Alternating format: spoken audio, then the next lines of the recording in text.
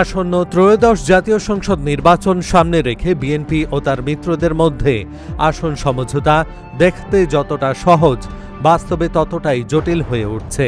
মিত্রদের জন্য 14টি আসন ছেড়েছে বিএনপি, কিন্তু এই 14টির মধ্যে 12টিতেই বিএনপির বিদ্রোহী প্রার্থীরা মাঠে রয়েছেন।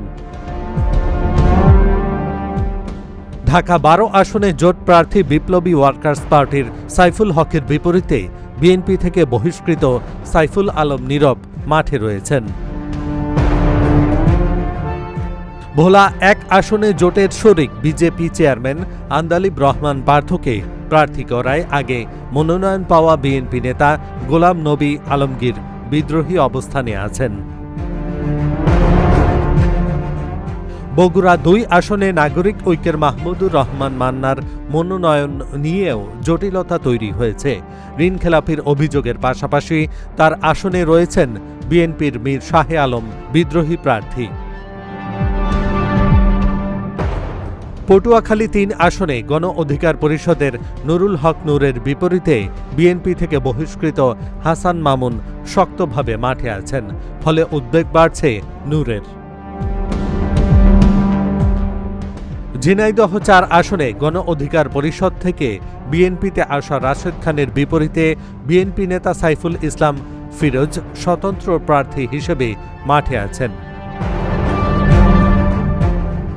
ব্রাহ্মণবাড়িয়া 6 আসনে গণসংহতি আন্দোলনের জোনায়েদ সাকির বিপরীতে একাধিক বিএনপি বিদ্রোহী মাঠে আছেন।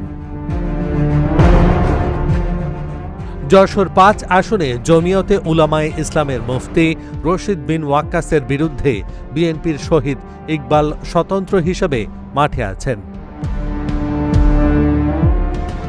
নীলফামারী 1 আসনে জোট প্রার্থী মাওলানা মঞ্জুরুল ইসলাম আফেন্দির পক্ষে বিএনপির নেতাকর্মীরা কাজ করতে অনেকটা অনীহা দেখাচ্ছেন বলে জানিয়েছেন।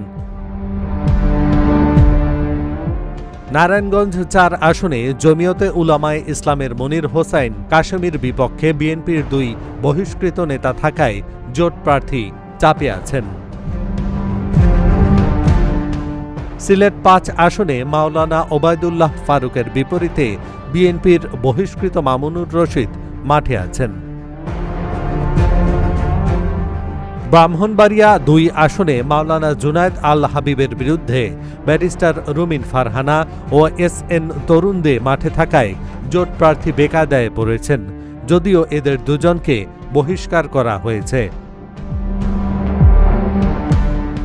ব্যতিক্রমী 2 আসন সেলিম ও ববি হাজ্জাজ, তবে সব জায়গায় চিত্র এক নয়।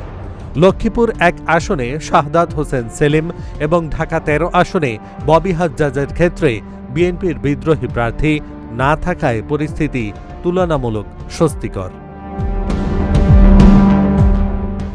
এহসানুল হক, ঢাকা জার্নাল।